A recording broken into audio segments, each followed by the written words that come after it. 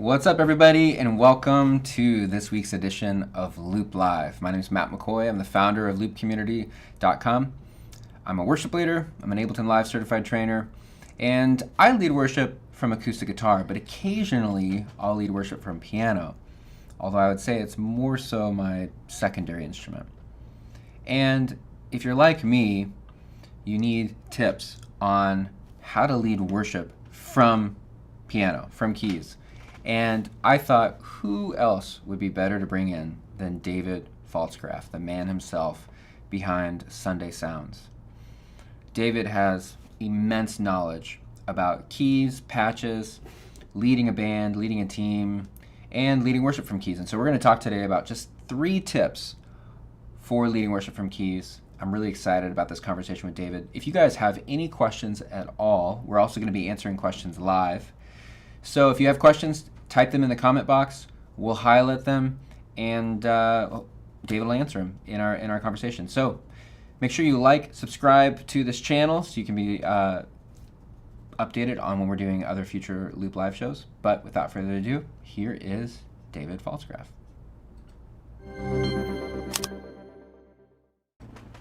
David. Hey, Matt. How's it going? How's it going, man? So good to see you. It's good to see you, too. You doing well? Yeah, very good. It's a beautiful day here in Chicago. I appreciate you taking the time to talk about tips for leading worship from keys. Yeah, thanks for the invite. I'm excited to talk about it. You're the man to talk about this. So for those of the people who are watching that don't know, David runs SundaySounds.com. How would you describe Sunday Sounds? Give us a little pitch on that. Oh man, we create resources for worship keys players and worship leaders who are trying to empower the keys player at their church. My background is in leading worship, and I had a hard time making my keys players feel like they could contribute to the bands that I was leading. So I discovered this whole world of using software to give your keys players better tools, easier to use resources, and better sounds a long time back, and just figured out how to do that as I went as a worship leader. And eventually it turned into Sunday Sounds, where we try and create resources that are, generally helpful, that are going to save people time, empower and excite, the keys players on their team. So we create patches and sounds and templates to hopefully make that a little bit easier and more fun for the keys players in the band. Yeah, it's awesome. You guys have hundreds and hundreds of patches. Any song out there, right? Yeah, that's right. So I lead worship. I said this a little bit in the intro, but I lead worship from acoustic guitar. I would say I'm not for sure not as comfortable leading worship from keys as I am from guitar. So I need all the help I can get for transitioning to, if I'm going to be playing, keys, playing on a Nord, or even a grand piano. I was at a church a couple months ago where they had me lead from a grand piano. So there weren't any fancy patches or sounds or anything. I was just, it was a Steinway. It was awesome. Yeah. But we're going to talk today about 3 tips you have for leading worship from keys. And let's go and start with tip number 1. What's a tip you've got for us? Yeah, so full disclosure, if I'm going to lead from one instrument to the other, I might lean towards guitar oftentimes as well, because the piano, the keyboard is not as mobile of an instrument, right? You're a little bit tied down in physical space to the keyboard. And oftentimes the keyboard, the piano is doing this sort of gluing thing, right? Where it's really important that you're there prominently in the mix, doing what you're supposed to be doing. Versus if you're, leading from acoustic guitar, sometimes it's not as big of a deal if you take your hands off the instrument for a verse and, lead people in raising their hands or just take a break musically. But when you're leading from the piano and the keyboard, sometimes the stakes can feel a little bit higher, like the musical part of your contribution is more important, or it'll be more noticeable if you don't do something particular. So the first tip that I like to focus on when I do lead from the piano, from keys, is to try and plan out those moments of transition where if I were just playing keys, the piano or the keys would probably be handling that transition for the whole band. Maybe that's transitioning from one song into the next, or a key change, or playing underneath a prayer, or at the end of a service. Those moments, if you're just playing keys, you're totally focused on making that transition smooth. If you're also leading worship, you're kind of pulled in 2 different directions of making sure the band knows what's coming next, make sure that you're leading the congregation into the next moment or leading them maybe out of the worship set. So I think that the first tip, if you're going to be doing both of those things, is to practice those moments where you know you're going to be pulled in two different directions.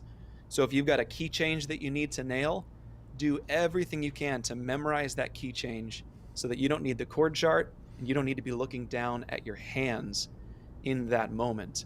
Or if it's a transition from an up-tempo song to a slow song, make sure that you're really comfortable handling that smoothly so that you don't start the next song faster or slower than you should. Just get really comfortable practicing the musical transition so that in the moment you can focus on more of the ministry transition or opportunity that might be present. I found that if I don't overthink or over practice a little bit, it feels like, then those moments can end up being really distracting to me or really tense, where even before that transition comes up, I might already be thinking about it for that last minute beforehand and realize that I'm not as present in worship during that time. So when you're leading, I think it's really important to maybe lean towards more preparation than normal. Acknowledge that pressure to do the piano thing, do the pads thing well is there, but you also have a responsibility towards the bigger picture of what you're trying to accomplish, not just musically, but spiritually. So let's back up for a second and first define what are keys. When we say keys, are we talking about piano? Or are you talking about playing pads, synths, Rhodes? Like if you're leading worship, let's just say you're not the band director, but you're actually the guy responsible for leading worship, leading the band and the congregation in worship. Mm-hmm. What is probably the best thing to be playing? Is it just piano or? Man, that, 2 years ago, I probably would have said, just piano and pads. Yeah. And today I see so many churches running smaller volunteer teams than they maybe normally would. Or they're trying to cover more space musically than they would have a year or a year and a half ago. So sometimes the worship leader might have to choose to leave some space empty in order to make sure they can still focus on the big picture of what they're trying to do. That actually leads right into my second tip, which was just to try and keep things simple whenever possible, even if it means making some sacrifices or concessions musically. Maybe you don't nail that really cool lead part that you're totally capable of playing because you want to make sure that you are focusing on the impact of the lyrics that you're singing and the room and making sure you're paying attention to how people are engaging or not engaging in worship. So when you have to lead worship and play keys at the same time or play piano, I think it is worth making maybe the tough choice to simplify things down to just a piano, maybe just a pad.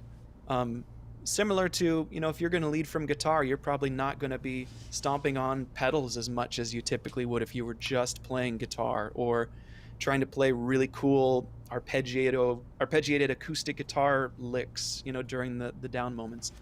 In the same way, you're going to strip things back when you're leading from keys or piano. You want something that's sort of a lead instrument that can complement what you're doing vocally instead of distract or get in the way of what you're trying to do.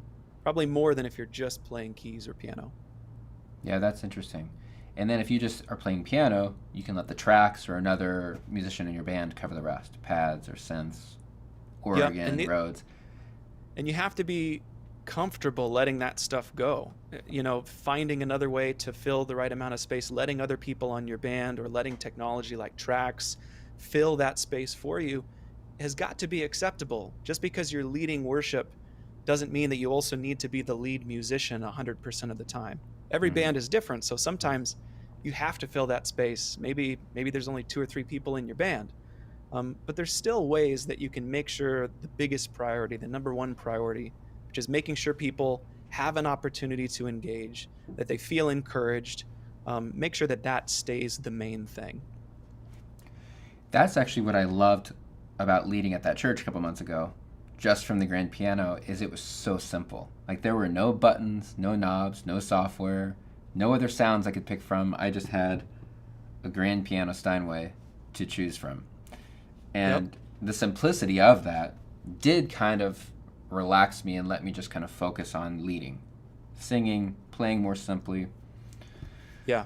I think it's tempting to think that because we have software or hardware that can do really cool, complicated keys stuff, really interesting piano and lead parts, it's tempting to think that we should bring that when we're leading worship as well, to make sure that things sound really full, to make sure that we're sort of maximizing our impact. But I think that there's a real strength in being honest and humble enough to say that, maybe I can do this. Maybe it's possible for me to leverage all that I know how to do to pull off this balancing act. But if I'm going to lean towards one direction or the other, I'm always going to want to make more space for the pastoral component of what we're there to do than the musical component. Right. The scary thing is, to make that decision, sometimes you can hide behind how good things sound or how much space you're filling can be a really good feeling. If you're on stage, you feel like things are full sounding and like all of those bases are covered. I'm not advocating against full sounding bands, but if you have to make a choice, like you said, sometimes the simplicity of, we're not hiding behind anything here. We're really able to focus on what we're trying to do. Me as the worship leader, I'm really intentionally focusing on this moment, not just musically, but spiritually and vocally. I think that's important, but it's very tempting when you feel like you are being asked to wear two hats to try to wear both of them fully. And sometimes that's just not realistic. It's kind of that principle of less is more. Just because you can doesn't mean you should. If you could throw every sound and bells and whistle in there, doesn't mean you really should do that. I think we also all have that guy on the worship team who kind of just plays 100% from the start of the song all the way to the end of the song. And you're like, oh man, like, let's have some dynamics, like maybe don't come in at all until the second chorus, and then come in and then drop out on the bridge. And I think that if you are used to leading worship from acoustic, where you might be playing a lot more, when you switch to keys, you have to like almost rethink of when you should be playing. You may not play the entire time. Absolutely. And I think that if I'm going to lead worship from keys versus just play keys for a worship set, I might play completely different parts, different notes on the keyboard. Even if I'm using the same sort of core sound, if it's just a piano and a pad, I'm still going to probably practice playing that a little bit more simply, so that I'm not having to look down at my hands on every chord change, so that I'm not super focused on making sure I hit that really complicated inversion when the bridge drops. That's something that I think is worth thinking about up front as well, because in the moment you're probably just going to do whatever feels like what you would normally do, or what's going to be more full sounding. Practicing that restraint, not just with the sounds, but with the parts, regardless of the sounds, is going to free you up even more to be able to focus on the moment, to be able to focus on the big picture. Yeah, that's so good. What other tips do you have for us? So the third tip... What's the third tip? Yeah, this third tip that I came up with sort of sums up the big picture of what I think this conversation is most important in this conversation. And that's just to focus on the congregation first. When you're on stage, when you're leading worship, no matter what instrument you're playing, or even if you have no instrument at all, it can be challenging sometimes, especially if you're not really comfortable in what you're doing. Maybe it's a new song, or maybe you're not typically the only one leading out front, or maybe you're just having an off week. It's tempting to be more focused on what's going on stage, kind of separate from what's happening off stage, instead of viewing the connection between the stage and the congregation as this sort of back and forth, right? As the worship leader, the name implies that you're going to be leading people somewhere. But you can do that really intentionally, or you can kind of say, subconsciously, we're going to do what we do, and then kind of hope people come along with us. I think that when I'm at maybe not my most intentional as a worship leader, I find myself more comfortable leading the band and then hoping that the congregation follows the band, instead of being comfortable sort of going straight to the congregation and saying, like, a posture of, hey, let's all go here together. Let's do something together. Let's have a moment here. Yeah. It's maybe it feels a little semantic to make that distinction, but I think for myself, I have definitely gone through entire sets where I was really satisfied with the way the band sounded. Everybody nailed their parts, felt really tight. But if I was honest with myself, it didn't feel like it was maybe as impactful or as much of an open space for the congregation as it could have been. On the other side of that, I've had sets where maybe the band just wasn't quite clicking, or we missed that transition that we practiced for a long time, but the congregation just opened up and really pressed into that space and had a really meaningful experience and time of worship.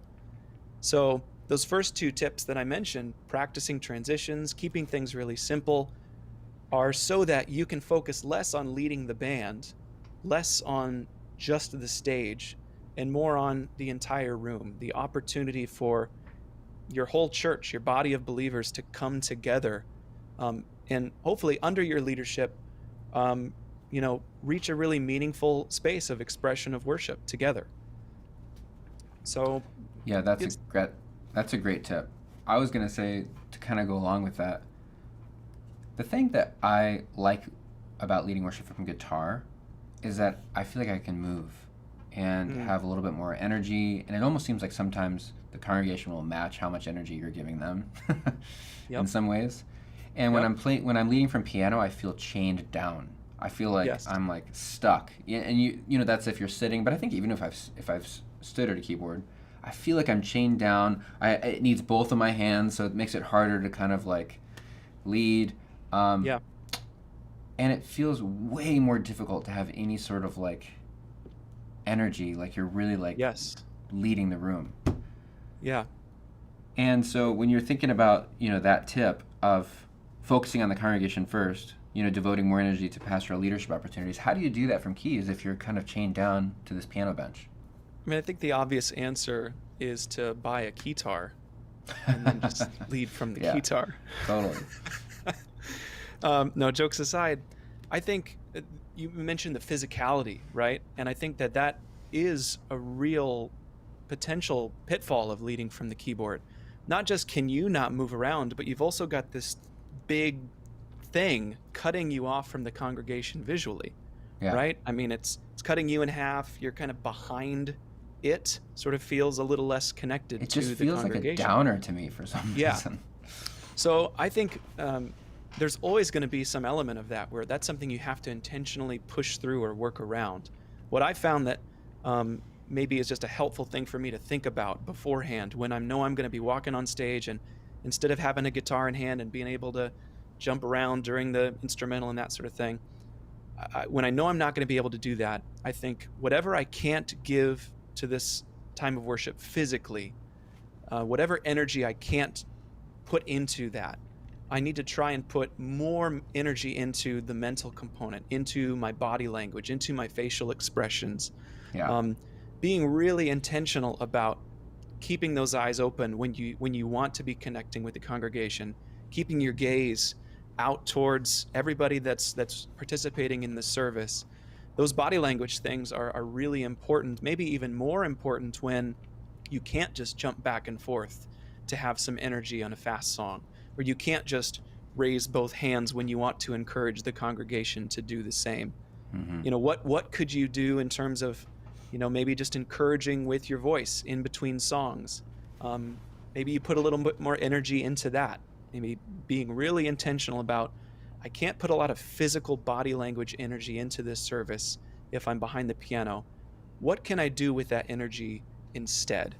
And rather than just trying to like manically smile and be frantic like the whole time, maybe if this is something that you've struggled with in the past, or you felt like anytime I lead from the piano, it just feels flat, maybe try and come up with one sort of optimization or idea that you want to try the next time that you lead from the piano, and just do that one thing.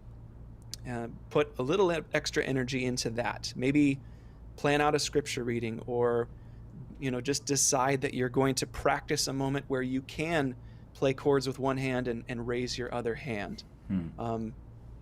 The next time you lead worship, try and notice if you find yourself looking down at the keyboard and commit an extra 15 minutes to practicing those chords before the next service so that you can look up a little bit more. I led worship from acoustic guitar for years and years before I started leading from piano.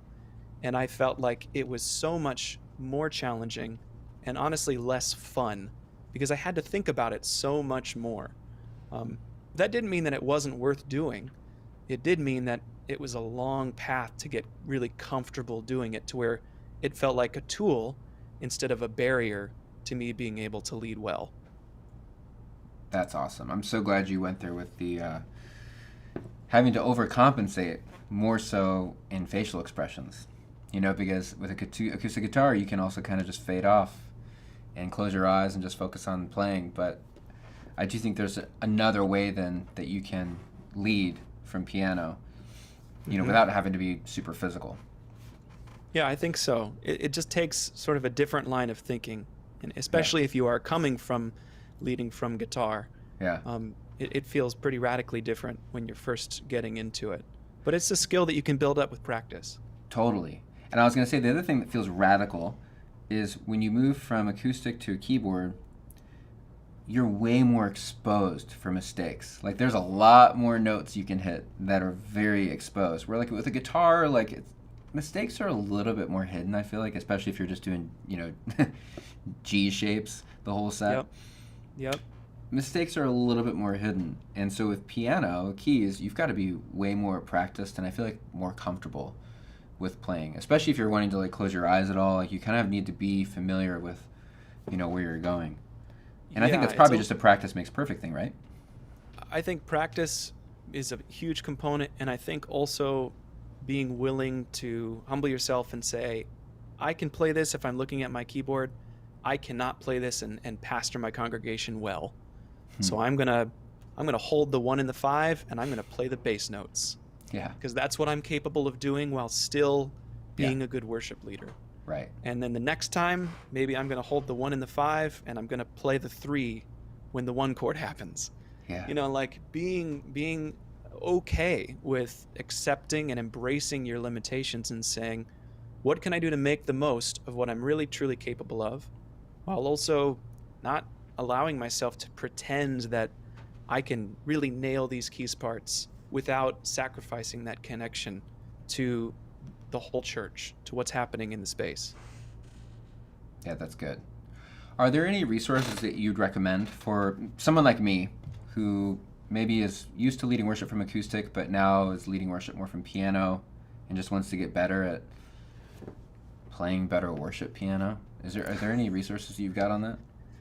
Videos or We've got some videos on our blog at Sunday Sounds where we teach these sort of basic, we call them like altar call progressions, and the concept is it's sort of like a guitar riff would be, like something that you could put over any song, any moment. And the idea is that if you can just sort of get those little basic motifs and ideas in your muscle memory, then you can sort of rattle them off at a moment's notice any time. And, of course, if you're in a different key, then you have to practice being able to play that, fluently in different keys. But I found that muscle memory for piano is a challenging thing, but such a necessary skill to be able to really fluidly lead worship, cover the parts that you need to cover. So if anybody wanted to check those videos out, they could. But outside of that, I honestly think just the real fundamental chord positions that are on the piano. I mean, you mentioned G shape for guitar, right? I mean, you just learn your root position, first inversion, second inversion for piano, and then just get comfortable moving through those. Just like a guitarist would capo any fret and play in G. That's going to be home base for the piano player or keys player who wants to start leading from the instrument. Yeah. I'll say that's the thing that I've found difficult is, there's a lot of songs I play in B flat when I play acoustic guitar. But when I'm leading them from piano, I'm like, all right, we're doing this song now in key of C or the key of A, because B flat like throws me off so much. It's tough. Or I guess I could do the key of B, but it's not as easy as just throwing a capo on. Well, yeah, you're right. I could just hit the transpose button, but is that cheating? Well, or it's like putting a capo on? Isn't a capo cheating? I feel like if it's whether you feel like you're cheating musically or you're able to lead the congregation well, I pick the congregation. It's a good question, David, because I would say that the capo, to me, for some reason, it doesn't feel like cheating, because I think what I'm thinking about when I put a capo on is I'm thinking of just different voicings. I'm Right. like, yeah, I could play this in the key of E without a capo, or I could capo 5. Wait, now I'm lost. Is 5 key of E? No. Oh, capo 4, or I would play the capo 4 and then play it in the key of C. Right. Right. And it would just be a different voicing. I'd still be in the key of E. I see it more of as like an artistic choice, where it seems like hitting the transpose button on a piano, to me, for some reason, feels for sure more like cheating. Yeah, you're not getting that difference in the timbre or the tone of the piano. You're just making it easier, right? Yeah. And I think there's a distinction there for sure. So I personally don't advocate folks getting in the habit of transposing long term to one key or 2 keys that are like home base keys for them. But if you find yourself needing to fill that space, and for whatever reason, maybe you don't want to just change the key of the whole band, or maybe the rest of the band really knows it in a given key, I think it's okay to make those sorts of concessions, especially if it's so that you can focus more on the leadership component of what you're there to do. Yeah, right. Make that a long-term goal to get comfortable in all of those other keys so that you don't have to do that. But if that's the thing holding you back from leading from keys at all, I think it's worth considering making some of those concessions once in a while, so that you can focus more on the ministry that you're trying to do. It's good. Hit the transpose button, but don't forget that it's on when you move on to the next song. That will get you for sure. I've done that. Do you ever play with the transpose button ever? Not typically. I'll use it to practice sometimes if I've got really complex like chord triggers already programmed, and I just want to play along to a song that's in a different key than I originally learned it in. But when it comes time to be on stage, for me, I'd rather not have to remember transposes on, spend some more time up front learning, and then be able to engage.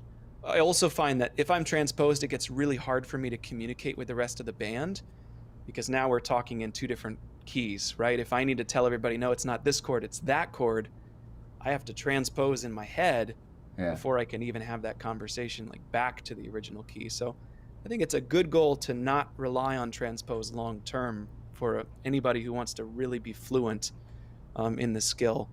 But in the interim, or if you're just getting started, again, I think it's okay once in a while if you do it intentionally instead of just because you didn't feel like practicing. Right. Have you ever seen that video of Martin Smith where he's leading from a keyboard and then he like puts his Bible down on it and it like hits the demo play button? Demo. And he looks around like, where's that coming from? And then he realizes that it was the keyboard. So you also have to watch that. I have seen that video, and it is pretty hilarious. Yeah, it's so epic. David, thanks so much for taking time to share these tips, because this is really helpful. It's going to help me next time I lead worship from keyboard. So I'll look forward to hearing how it goes, Matt.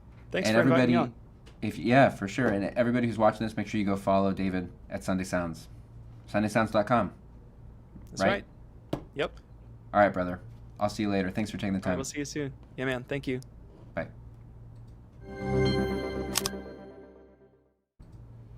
All right, that was another great Loop Live episode. Thank you so much to David for joining us for that. Some great practical tips there. That's what I love about these Loop Live shows, is we get really practical. And honestly, I really enjoy it because I get to ask the questions that are going to help me personally as I'm leading worship. So I'm asking the questions that I think you guys might find helpful as well. But it's almost like a free tip and training session for me as well. So it's awesome. Anyway, stay tuned on our YouTube channel. Make sure you hit the subscribe button so that you're notified for future Loop Live shows. We've got a bunch more lined up for the next couple weeks, and they're also available on our podcast and on our Facebook. So make sure you join us there. Type down in the comments, what's one thing that you took away from this this talk with David? What's one tip that you're going to try at your church next weekend? And if you have any other tips, go ahead and type them in the comment box too. I'd love to hear what you guys think about leading worship from keys. But until next time, see you guys. Hope you have a great week.